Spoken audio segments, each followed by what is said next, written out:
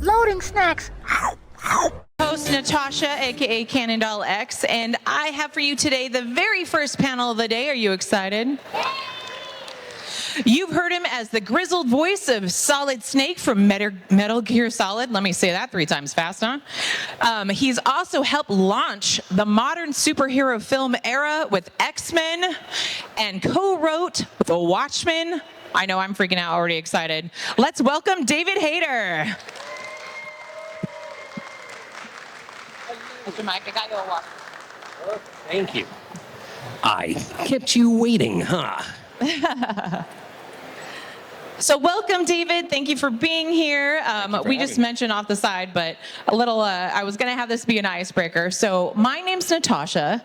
Your daughter's name is Natasha. That's right. Named after an epic Russian spy, right? Yes, the widow. Also named after a Russian spy, but one from cartoons from Bullwinkle and Rocky, Natasha Fatal. So Amazing. Well, I feel like I'm with family here. I love it. What? Otacon. It's just like one of my Japanese animes. That's my ocelot, or my Otacon, sorry. So David, I have to apologize to everybody. I've got a head cold and I'm just a little the worse for wear. So I'll try to be as charming as normal, but I'm inside. I'm falling apart like fox die. Well, you're hiding it well. You're hiding it well. Thank you. Well, let's start with the moment it all clicked. When did you realize that Solid Snake had become a pop culture legend? Oh God, We're starting with the heavy questions. I guess when we made the game, I knew it was going to be a big game. Like once they played the cutscenes, they played me the. On the first day of recording, they played me the cutscene where Snake shoots down the Hind D helicopter. And I was like, okay, I've never seen anything like that. And as a gamer, I knew it was going to be big. I didn't know I'd be here 28 years later still talking about it. But, that was early days of the internet. So it was really when he was on the cover of all the gaming magazines. And I'd go to the airport and I'd see Snake everywhere. Then I was like, oh, I think this is catching on. Just a little bit. So Snake's voice is very iconic. How did you create that signature growl, and did it evolve as the series evolved? Yeah. Also, can you do it for us? Yes, of course. As best you can with your head cold. I'm so sorry. Excuse me. Yeah, I auditioned with my voice. Which back then sounded pretty young. Like I sounded like this, Colonel, this is Snake. And that's how I got the job. But then I read the script and he was retired and the Colonel, and he was a legend already. He didn't want to come back.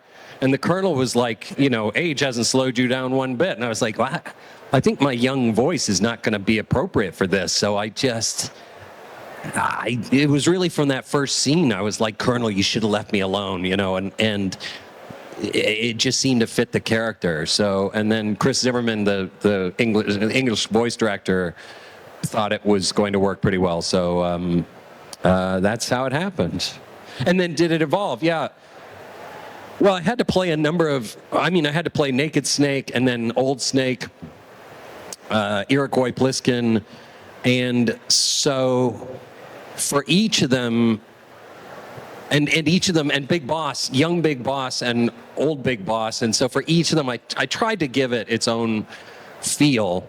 Like Old Snake is falling apart, and so all of them have different elements to them. Hopefully, I know a lot of them sound the same, but I do try to put a different spin on each one, even if it's subtle.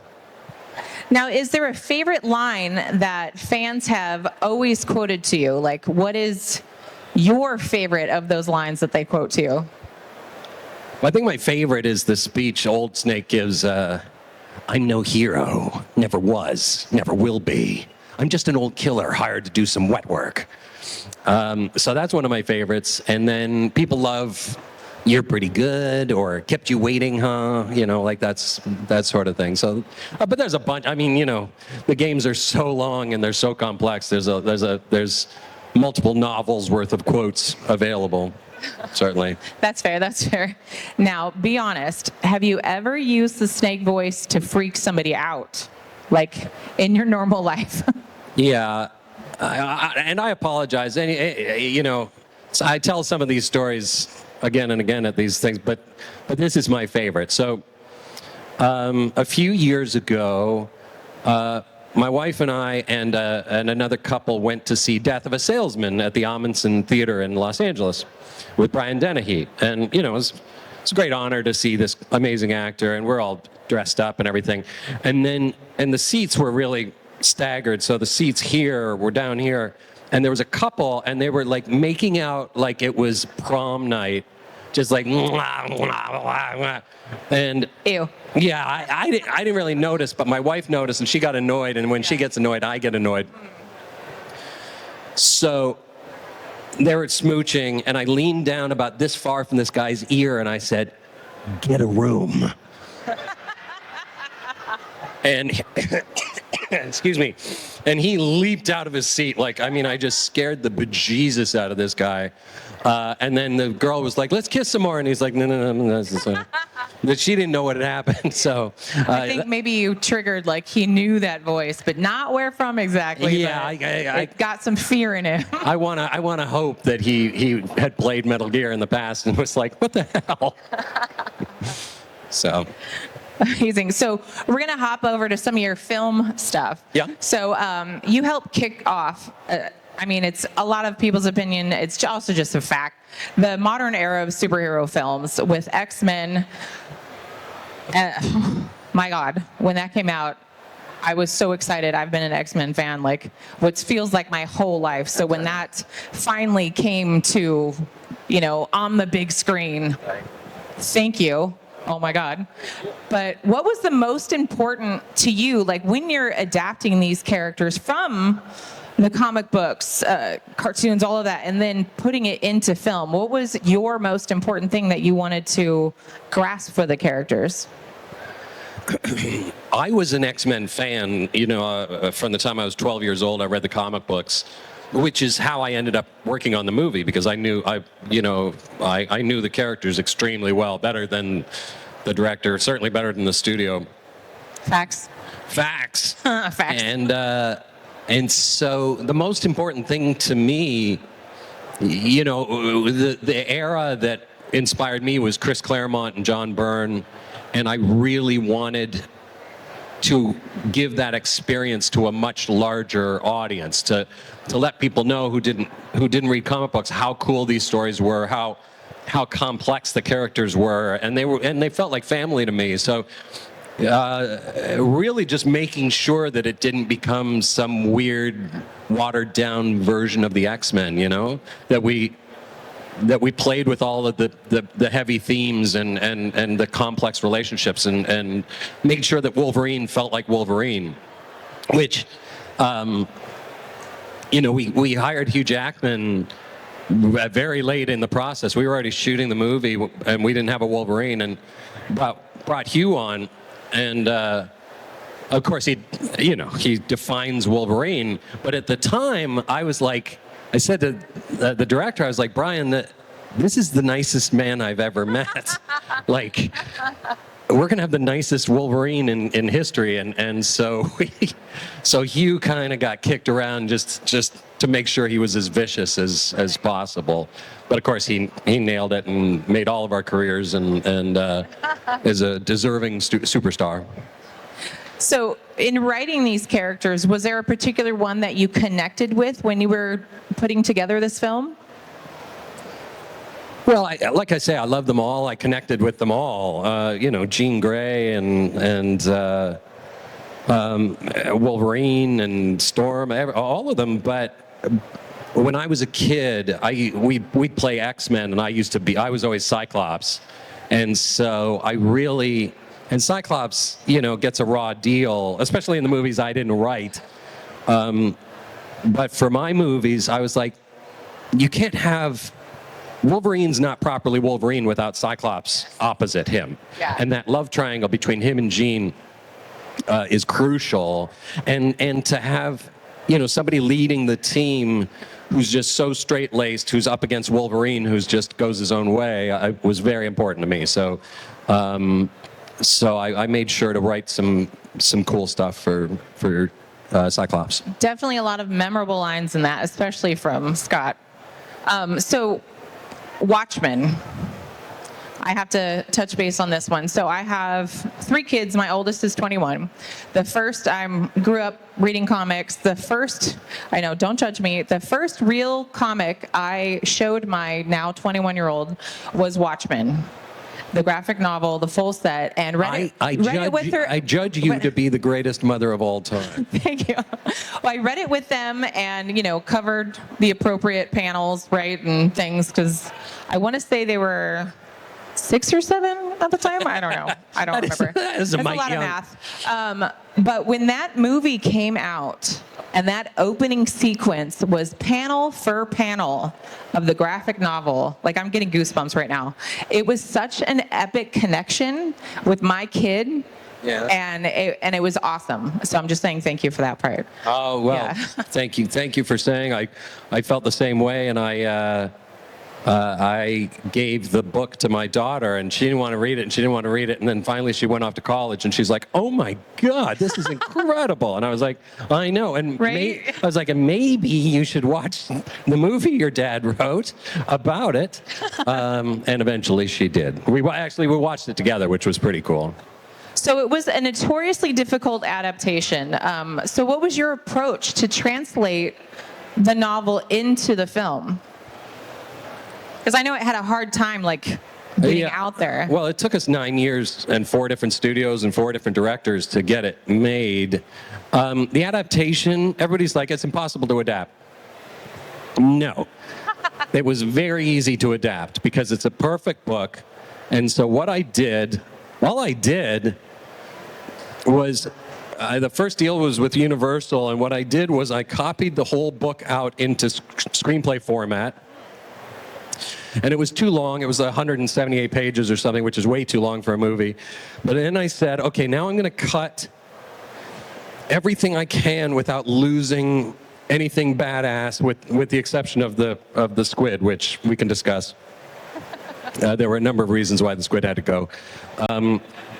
But I was like, I want every badass line, I want every badass scene, I want every amazing moment. And then the next draft was 138 pages, and that's about where we needed it to be. So, by draft 2, I pretty much had the movie I wanted to make, and then it was 9 years of protecting it from different studio execs.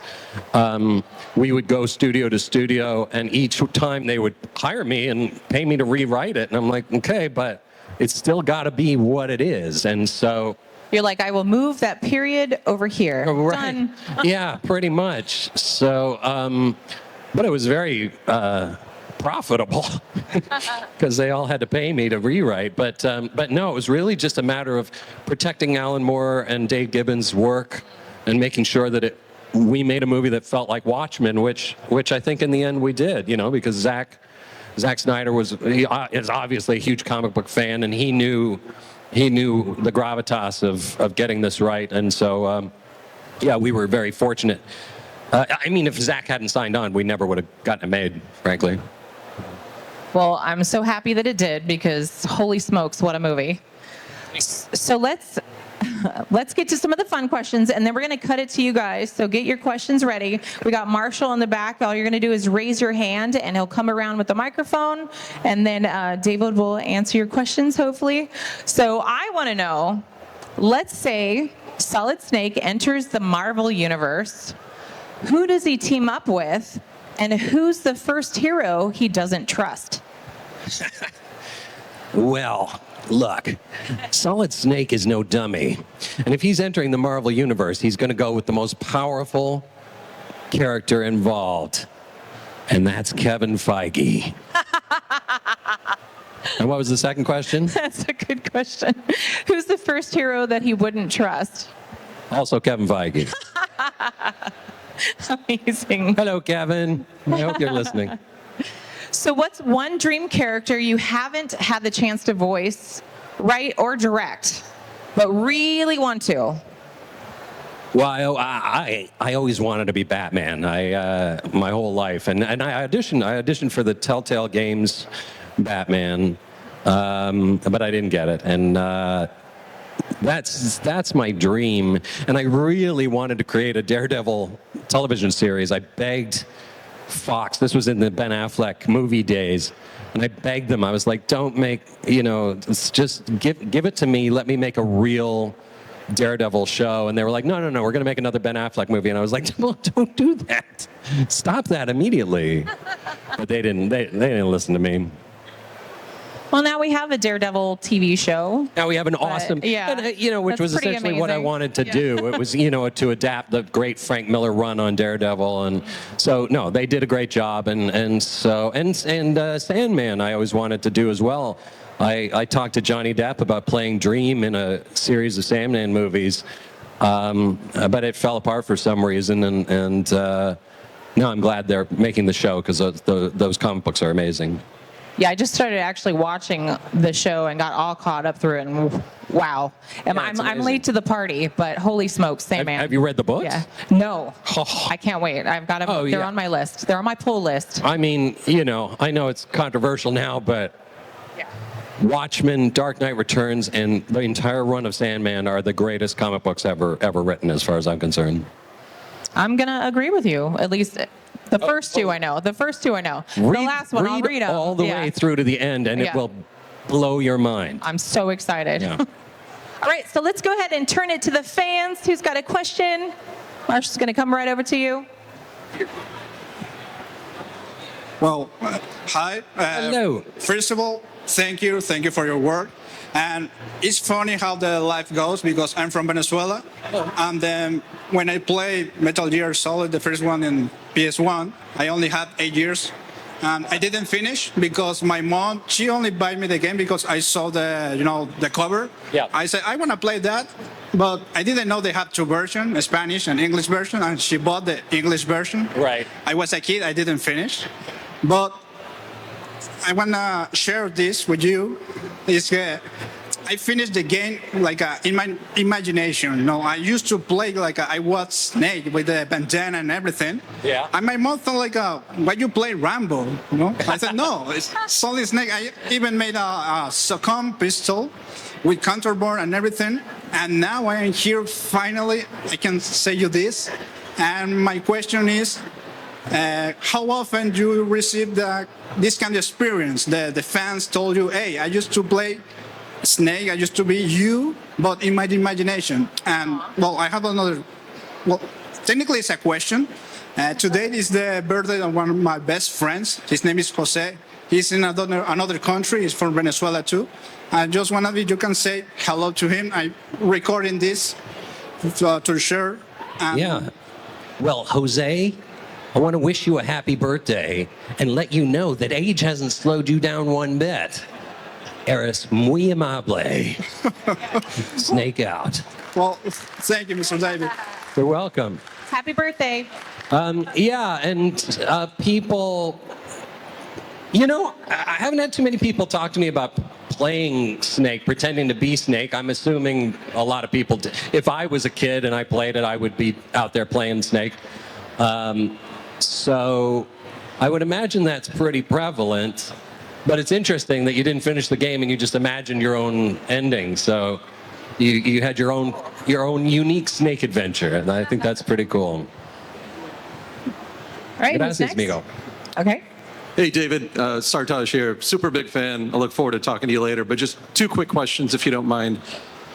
Before knowing you, the opening sequence to X-Men, I thought it was super touching on Magneto reaching out in the concentration camp and really setting the stage for this character. I want to get your thoughts on the writing sequence, or how that inspiration came from there. And the second question, if you don't mind, because I'm sure other people want to ask questions. I like this. There's a lot of older community here, I would say. So when I played Metal Gear Solid 2, right, We're all getting older. we certainly are. With Raiden being the big reveal, right, I almost felt like the sequence of when Pliskin came on the big shell and he screams out, "You're not the real Solid Snake." Right. Was that a moment for you too, also to say like, what I'm trying to say is that did you know that Raiden was a character when you read the screenplay? Were you like, who the hell is this guy? And I thought I was going to be the main actor. Those are my two questions, if you don't mind. Thank you. Yeah, sure. Good questions. Okay, so the opening Auschwitz scene for X-Men was written by my friend Christopher McQuarrie, who now directs the Mission Impossible movies, and is and is one of the greatest living screenwriters in the world.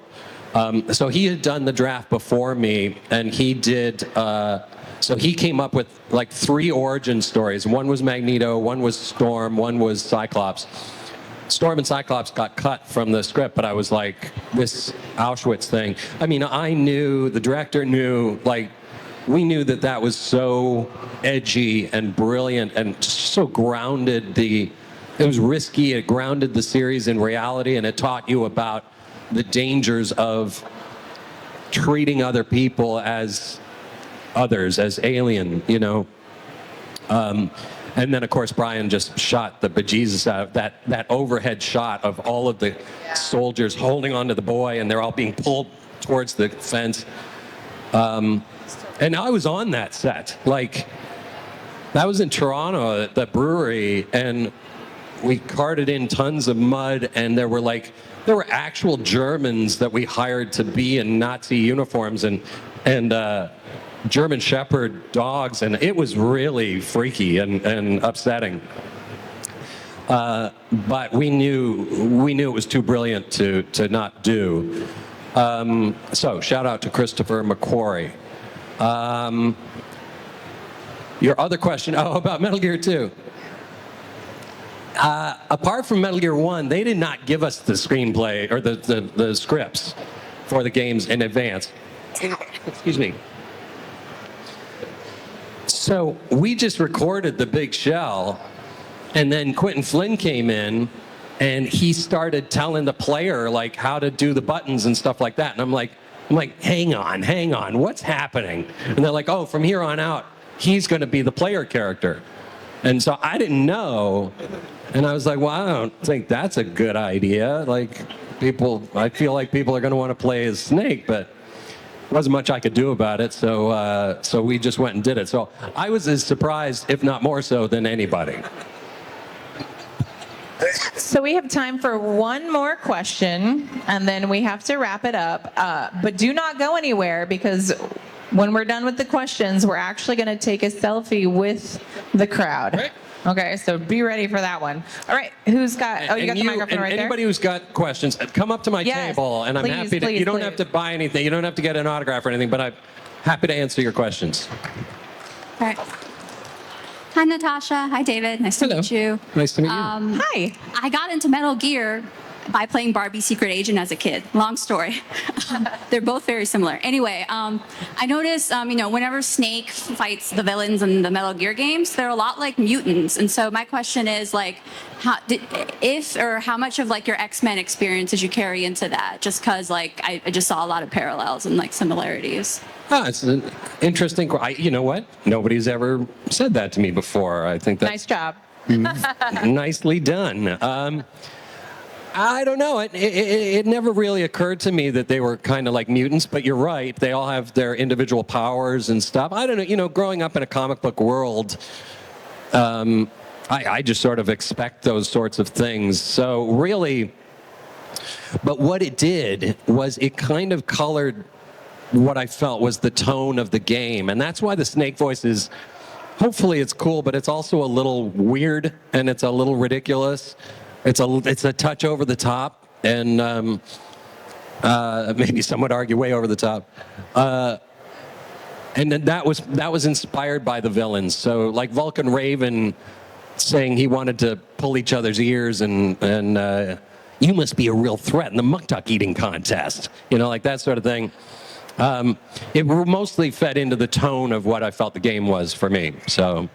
But I never really put it together with X-Men until now, so thank you for that.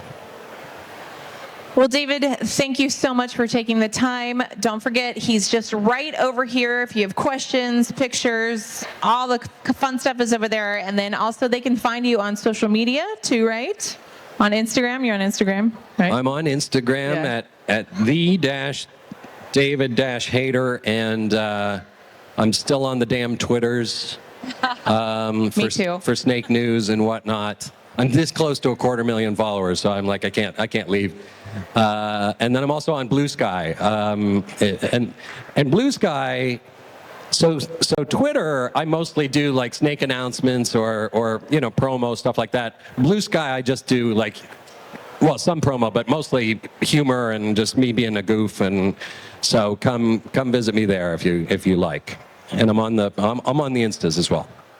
Give it up for David Hayter. What it do, snackers and snackettes? Did you like what you just saw? Would you like to help us grow? Here's what you can do. Shoot over to patreon.com/loading snacks, and don't forget to like, share, and subscribe on your favorite platform of choice. Appreciate you.